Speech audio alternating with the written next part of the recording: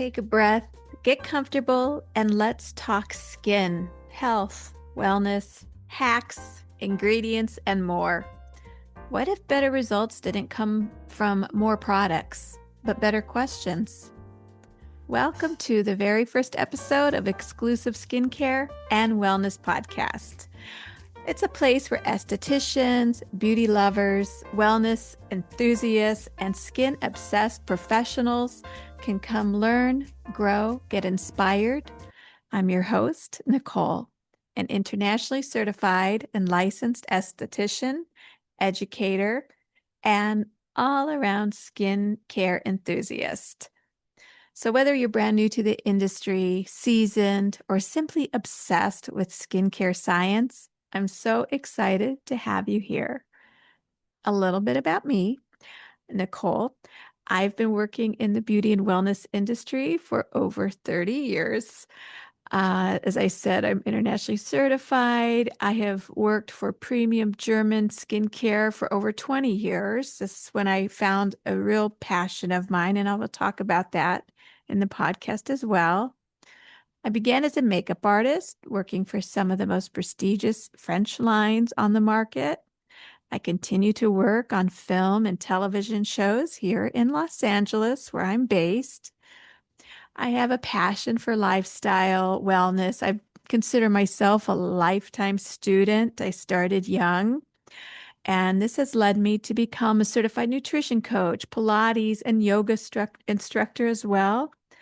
And when I teach estheticians and wellness or I do coaching, I always include like an overload of information from all my experience working in day spas, medical spas, the makeup industry, and even including working on some very highly influential faces. I've been featured on television and I've worked for years for a magazine, having my own monthly column. And currently, I am working as a distributor and national educator and wellness coach. And I coach estheticians as well, helping them build and grow. And I just passionately don't like seeing a lot that's happening in the industry and what people are doing to their skin. So I decided it is time to talk on a more wider range instead of just classrooms and personal Zoom meetings. So hopefully you enjoy and you learn. I just want to keep educating. Today, I want to talk about facials. So get a notebook, your tea, matcha. Let's talk facials. Every week, I want to have a different topic. You know, as an educator, I get asked a lot of questions. So I thought, let's start with something fun, something that interests everybody. Facials. You know, are they just a luxury? What are the benefits? Do I really need them? Aren't they a waste of money? I had a facial once and it was a bad experience. I broke out after my facial. So let's just cover some of these topics. One thing I learned in my many years, I started recognizing marketing and how, as we are all seeing, like many things we've been taught, it's not necessarily the truth. So, facials, just a luxury. Well, when you're spending money in cosmetics or beauty, hair, nails, I just kind of started realizing 10 years down the road, which one really mattered.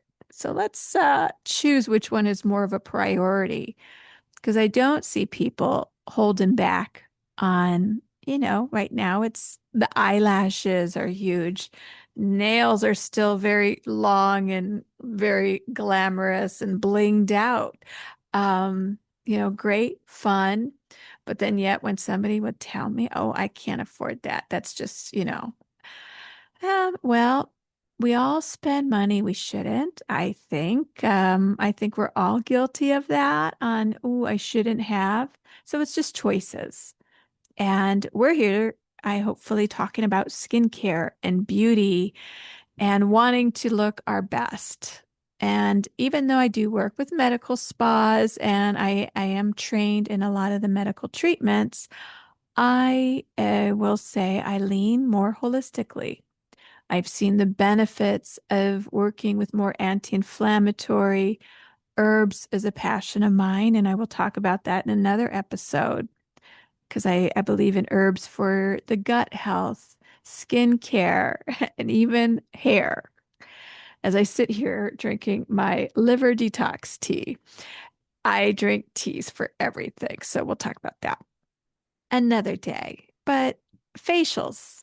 So just a luxury? Well, in this day and age, where everybody's spending a lot of money on cosmetics and trying products and finding out that they don't work or not falling in love. I do want to help people guide them on how to know if it's working. I see, I will say I talk to a lot of people and they might be happy with the products, and sometimes it's what a trained eye professional might see in the skin and what it's lacking. Of course, I don't go around telling people you should do this. If they're happy with their skin, great, unless they're asking. But here's some food for thought. The benefits of facials. I think, especially now, despite what things people in the industry might be talking about, the economy and cutbacks and saving money. Well, I think in these challenging days, actually, facials can be even more beneficial. And so, estheticians, if you really give the client everything, there are good facials, there's bad facials. So, I want to talk to consumers and clients as well as professionals. So the professionals should be doing everything right every moment. And when you have a connection with the esthetician, your esthetician, or the client, it's special. And it should be to the point where, as a client, I'm not giving up my facials, right? Many of us have had that experience where it's like, oh no, that I am not giving, I need that. So, what makes a facial that special? Well, one, the experience. It could be so stress relieving. Hey, maybe you're knocking out a yoga class or a massage in one. Like one facial with the right person could actually give you as much relaxation and therapy as, so if you're going to cut back, if you have a great esthetician, I'm just saying it's worth it, even during challenging times. So I know back when I was working, it was always, I just made every second count. Like from the minute I loved how people, the minute they walked in the door, they just said they felt immediately relaxed. You know, just that stress relief immediately, just from the ambiance, whether it's fresh flowers, the scent, the color of your decor, the whole ambiance matters. So you want something that actually soothes. Some places are very not relaxing, whether it's clutter, cold, there's no lax warmth. All that stuff matters. So I do go into that with estheticians on looking at the room and, making it more aesthetic, but meanwhile, very soothing. And we've all seen that. We're all on, social media. You could see certain rooms just make you want to go immediately. So that's a important factor right there. Because I always feel I'm gonna make up an esthetician. I have an esthetician, um, Yasmin. Yasmin is my esthetician, and I see her name on my calendar every Friday, or not every Friday, but next Friday, I'm going to see my esthetician. I immediately have a sense of ease. You're already going, oh, I can't wait. So that's an important reminder for estheticians. Never take clients for granted. So from both perspectives, I want to talk to you. So Yes, I'm already getting excited and I'm already feeling I have something to look forward to because of my facial coming up Friday.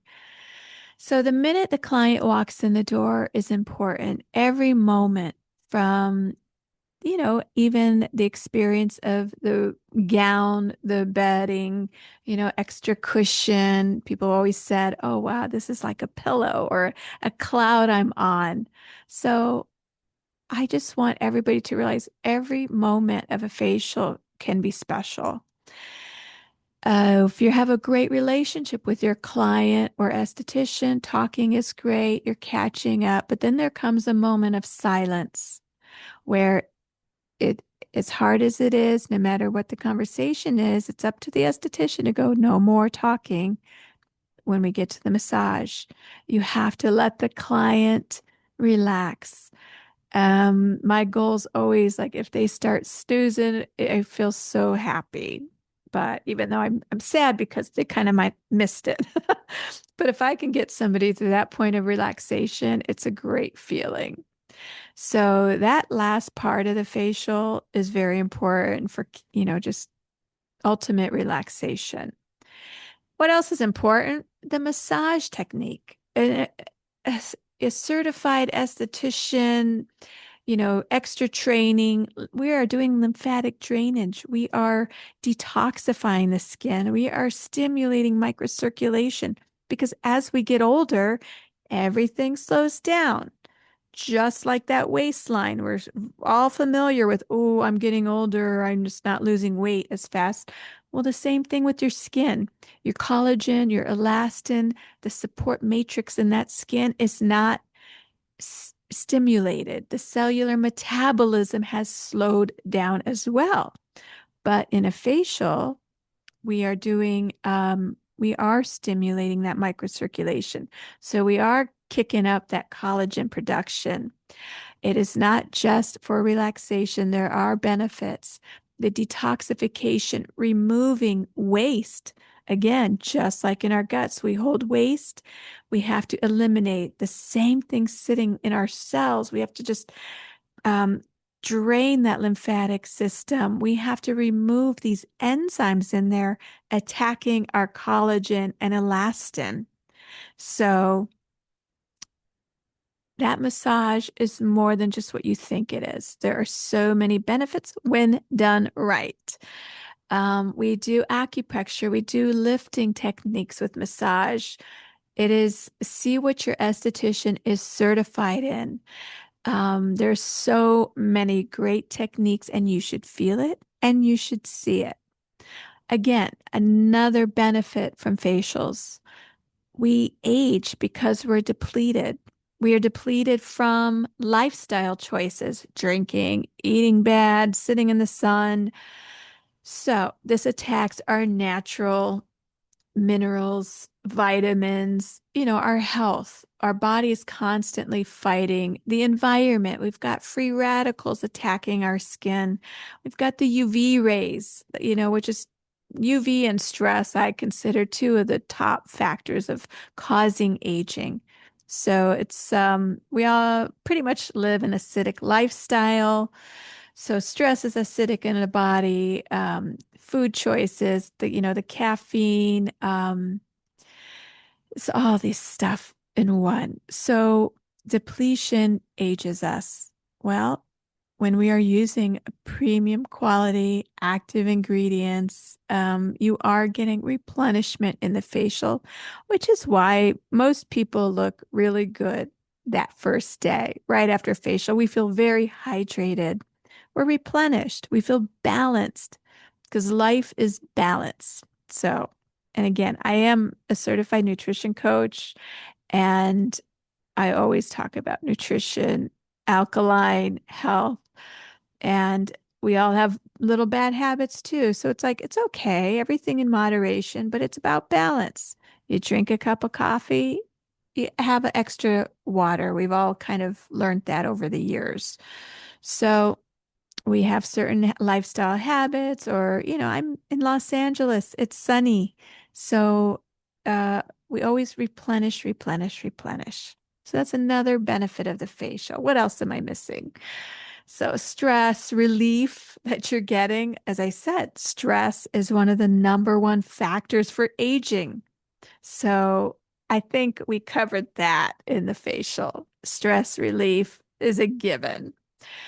Although I do say, again, it's up to the esthetician when, say, somebody is watching their money and there are cutbacks.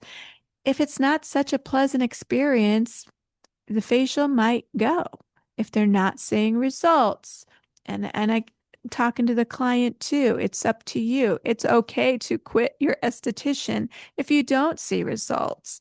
Find out why you should. And as an esthetician, I was working for many years. I always got great feedback. I loved all the phone calls from people telling me all the time the amazing compliments they got. And that's what I expect for everybody. But I knew I always worked with a premium. I always worked with the best. And I was very confident. People have heard me say, get on the table. It's free if you don't see a difference. And they became very hooked, and the trust was there.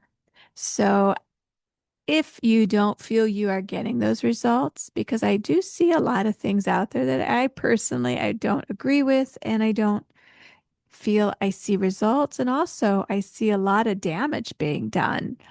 So trust yourself. One thing I always taught my estheticians, because I know I never say competitive because I didn't feel the competition was there for me because I used such good quality and gave the best. So I didn't feel I had competition, but the competition is the marketing. There's so much, as everybody knows, so many brands, so many options, but you should see the results. And personally, I would say even in the first treatment, it's all it we say professionally, it should be over a cycle of the cells. So in 1 month, you should notice a difference. However, I always went, I swear in 1 week, if you do what I tell you, you'll be hooked. So there's that. Let's see. So chemistry with the esthetician is important. If you're not feeling it and you're not feeling that trust and you feel like you're not being told the truth, trust that. So as I was saying, is one thing I like everybody to leave with is trust you, trust your eyes, trust your gut. I have been trained by people myself in the past, in the beginning, that would tell me things, and everything sounds so wonderful. Yo, sign me up. I want it all. And it didn't help. And this is coming from somebody who had problem skin. And a lot of estheticians, this is how we became there. We fixed our skin and we want to help others. So when you are being told, and again, this comes from my cosmetics industry background as well, selling high-end skincare products, but not really seeing wow. There is nice lines that are wonderful with maintaining skin, but I am more in the correction business. So I love to correct problem skin. And that is really what most estheticians are doing. So it's not just the nice product that's okay. A common thing we hear as estheticians, my mother just used this, and she's got great skin. Well, I'm not going to compete with genetics. Genetics and lifestyle can be number one. Some people just have great genes, some people have great habits, and they don't need much. So they're not looking for correction. So the basic whatever they're using might be fine. However, sometimes I'm looking at people's skin and they think it's fine, but it's not in a healthy state. I'm all about the microbiome, the health barrier, the glow in the skin. Yeah, there's a glow in healthy skin. Just because somebody's not breaking out doesn't necessarily mean the skin is healthy. However, um, usually there are flags, and the flags are what we deal with, and we try to help as estheticians and professionals. So, if you're not trusting, you're feeling like what they're telling you and what your eyes are actually seeing don't agree, trust that and move on. That's when I encourage people to try other things. But it's just, I feel bad that all the money, I have a theory. The more marketed the product, the lesser the quality, because the high-end brands that I worked for were the most unheard of because the money went into quality. And I do have experience in the marketing and advertising world from film. And it's just a something I've kind of picked up on. So pay attention to that. The finest wines are not the ones that we're told. The finest, most exclusive destination vacations where the rich and famous go are not the ones that are widely marketed. And results. Are you seeing? Are you happy? Like I'm saying, there's so much out there. And I see in a lot of the even social media groups I'm in, I have to bite my tongue because some of the most popular brands are the ones that are really not. It kind of, when people love a certain something, it kind of tells me their level of education. I feel like they haven't been out enough. So I want people to trust the results. Sadly, I see a lot of compromised skin health from a lot of treatments going on. So, one thing I really want you to remember is the older we get, our body's breaking down on its own. I don't need help. So, these abrasive and invasive techniques are not always good for the skin long term. I believe in more anti-inflammatory, more healing, more building up of the health of the skin. And that works just fine. So it's a little bit of that more is not better in the treatment of health. People feel like and trust all estheticians we get requests. I want to peel. I want to see peeling. Like I know you think you're just going to erase off the surface of your skin and get new skin, but it's not your long-term healthy answer. Somebody enjoyed this analogy. I told them I am always full of them, but just like working out, that little belly fat. You could go get a liposuction. You could go get the whatever kind of laser. You can get surgery. It's going to come back. It didn't help you. It's a quick fix.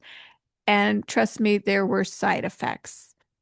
And it's nothing compared to figuring out what is in your lifestyle or your diet that's causing that fat. What do I have to cut out? What do I have to change? I got to add in, leg lifts and some walking, whatever these little things that take you longer, maybe not as, well, facials are fun. So I can't say that, but it's going to take you longer. You have to it's longer, but longer lasting without damage, without side effects, and you will have better results longer, if that makes sense. So, fast fixes are not, to me, the smartest choice. So, I'll just stop with that. Post facial, what am I expecting? Oh, I'm going to be red. I'm going to be this. I'm going to break out. I'm like, most people don't break out post facials. If the esthetician cleared your pores, if it's a deep pore cleansing that you needed, breakouts are from impure skin, which you're probably getting a deep cleansing and pore extracting. You break out because you got blackheads, you got congestion in your skin. So very rarely will somebody have some breakouts after a facial if done right. Um, you actually should be ready to go out. Unless, of course, there are certain situations where you're getting a deep peel and they're going to give you a warning. Okay, you are going to be very red. You're going to peel in 3 days, 5 days. That's a certain different facial, but most facials, you should look great. They should be post-treating you if they did something invasive, and you should walk out glowing and feeling really good and really refreshed, skin hydrated, plump, and healthy. So, are you wasting your money when you get a facial? Maybe. I know you don't want to hear that. I feel like there's one thing I like to ask the students when I go to classes, are they worried there's a lot of competition? And a lot of people think, oh yeah. And I can say, and from what I look for, there's not. Not a lot of people are doing the way I was trained. I love that I was trained European facials. The European way was a lifestyle. It's so important. The hands-on, the connection, the wellness aspect of facials. Nowadays, I won't use the name I always use yet in this podcast, but I will say they want the fast food effect, quicker, cheaper, easier.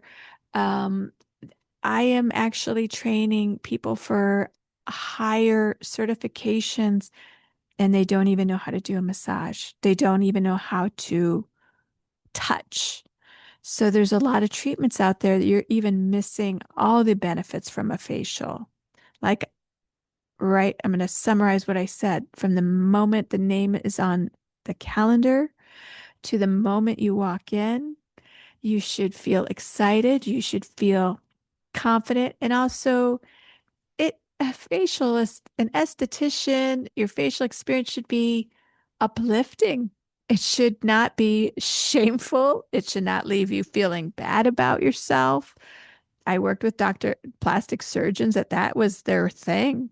I've seen people go in asking about one thing for a consultation and they come out with a list of other things the doctor pointed out. I don't recommend working with people like that. It's not you, it's them. So, I think that I covered facials pretty good.